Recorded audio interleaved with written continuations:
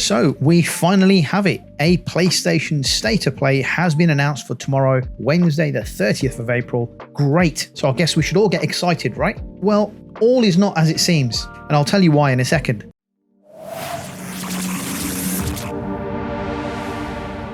Alright guys, welcome back to the channel. We have more gaming and PlayStation news, rumours and leaks to go over. As always, a huge shout out to the God of War and Uncharted channel members.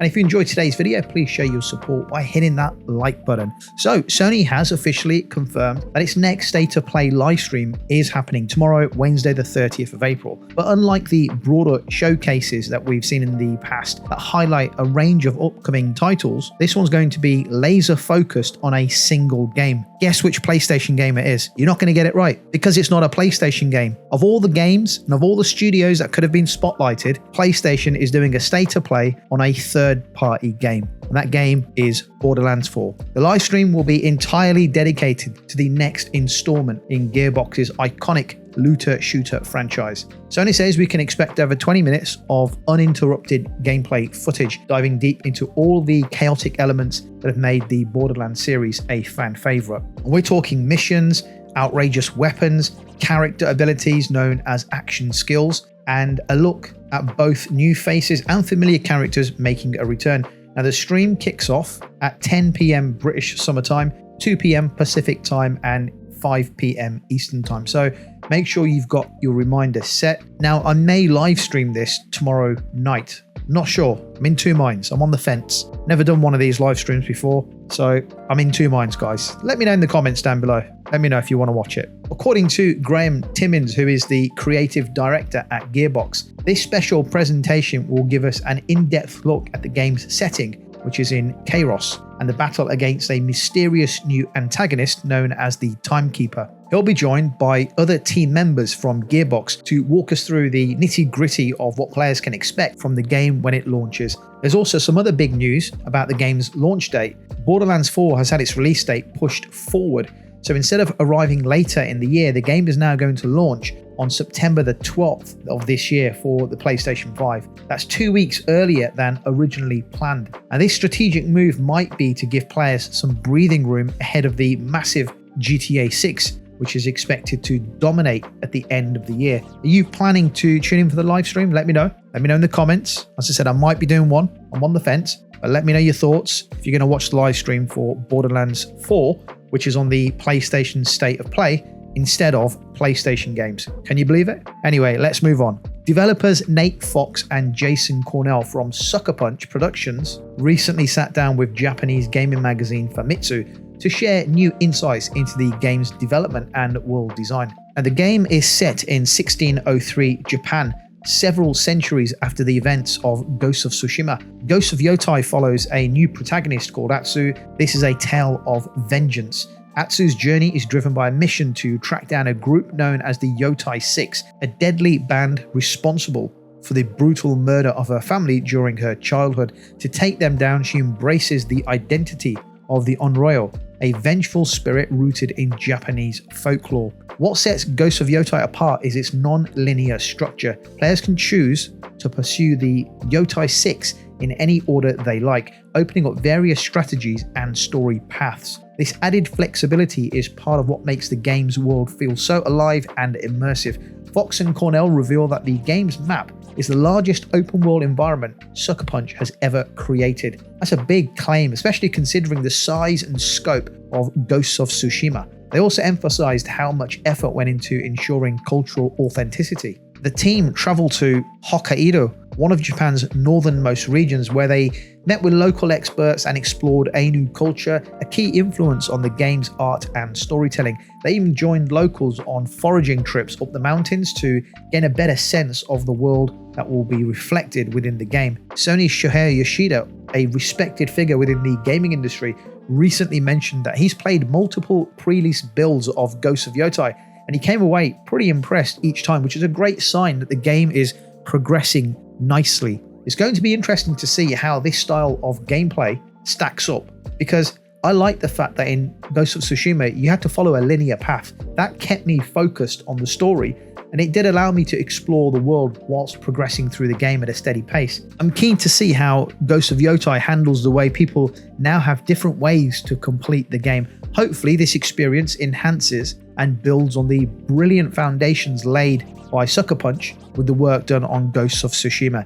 Now, I just mentioned previously that Sony are doing a state of play and they're going to be featuring Borderlands. I've just now spoken about Ghost of Yotei. Wouldn't it be more fitting that we had a Ghost of Yotei state of play? We've got Death Stranding 2 coming out as well soon. Where's the Death Stranding state of play? 2 games that are coming out onto the PlayStation platform, and yet radio silence from Sony. What's going on? In fact, it lends me to think that actually we may be getting a bigger showcase, maybe even a bigger state of play still to come in May, featuring Ghost of Yotei and Death Stranding and others like Metal Gear Solid. What do you think? Let me know your thoughts and let's move on. So let's move on to a new feature for the PS5, which I kind of felt went under the radar. It's called Audio Focus, and it's designed to enhance your sound experience, especially if you use headphones. What Audio Focus does is allow you to emphasize specific sound frequencies so that you can better hear certain audio elements over others. For example, you can make dialogue stand out more clearly during chaotic scenes or amplify footsteps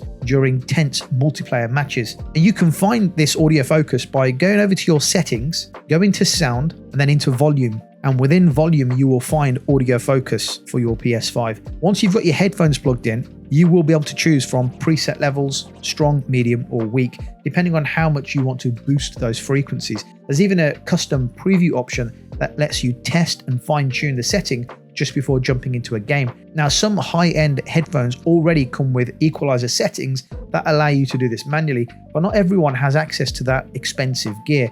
What's nice here is that Sony has built this right into the system itself, making it more accessible for players who use budget-friendly earphones or headsets. It's worth mentioning that adjusting these audio settings can slightly change the way a game was originally designed to sound. But if it helps you hear better and play better, it's a trade-off I think many people will likely appreciate. Plus, you can always switch it off whenever you like. Do you think you'll be using Audio Focus in your gaming sessions? Let me know and let's move on. Exciting news for action RPG fans. A brand new dark fantasy game called Wuchang Fallen Feathers is officially launching on July 24th. This release comes from publisher 505 Games and developer Lean Z Games, and it's set to land on PlayStation 5, PC, and Xbox. For those unfamiliar, Wuchang Fallen Feathers is a Souls-like action RPG, which means it's designed with challenging combat, deep lore, and methodical exploration, very similar to titles like Dark Souls, Bloodborne, and Lies of P. But the game adds its own twist with a rich historical setting and a haunting storyline. Set during the late Ming Dynasty in the war-torn region of Shu, the world of Wuchang is dark, atmospheric, and deeply unsettling. The land is being torn apart not just by conflict among rival factions, but also by a strange, deadly illness that transforms people into monstrous, bloodthirsty creatures. Players take on the role of Wuchang, a pirate warrior who's lost her memory and is slowly succumbing to a mysterious condition called the Feathering Disease. As she tries to uncover the secrets of her past, she is forced to confront horrifying enemies and navigate a brutal, decaying world. If you're into action RPGs with deep, immersive worlds and challenging gameplay, this one could be well worth keeping an eye on. But for me, this looks like another game that I may not get to enjoy. It's coming out in July, just like all the other bazillion games that have come out early to mid 2025 so far this year. So many games, it's unbelievable. But you know what? It looks fantastic and it'll probably go onto my backlog of games that I'll dive into when things calm down. Is this game on your radar? Let me know in the comments and let's move on. Now, Elden Ring needs zero introduction. This groundbreaking open world RPG developed by From Software and published by Bandai Namco, has officially hit a massive sales milestone. The game has now shipped and sold 30 million copies worldwide since its original release back in February 2022. That's an incredible achievement, not just for the studio, but for the entire genre. This puts Elden Ring in the company of some of the most beloved and successful games ever made, like Super Mario Odyssey, Monster Hunter Wilds, and The Legend of Zelda Breath of the Wild.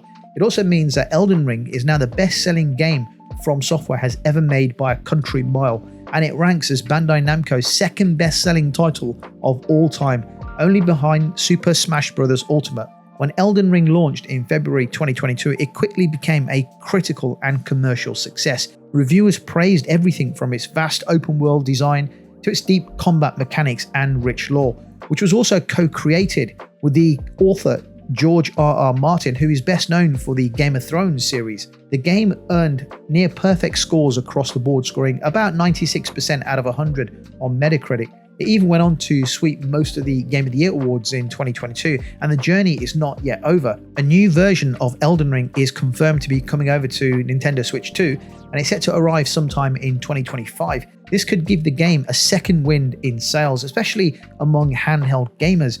On top of that, a new spin-off experience titled Elden Ring Nitrogen is launching very soon. This new game offers a session-based cooperative multiplayer format, something very different from the traditional Elden Ring experience, and it's coming to platforms except Nintendo on May the 30th. What a fantastic achievement from Elden Ring and the team. In a world where games are being measured by player numbers and how many people are playing it, and is it going to be free or is it dropping into a subservice, we have a good old-fashioned metric used to determine if a game is good or not. Elden Ring has knocked it out the park. It sold 30 million copies. Absolutely phenomenal. Let me know your thoughts in the comments down below. Thank you for watching, and I'll catch you on the next video.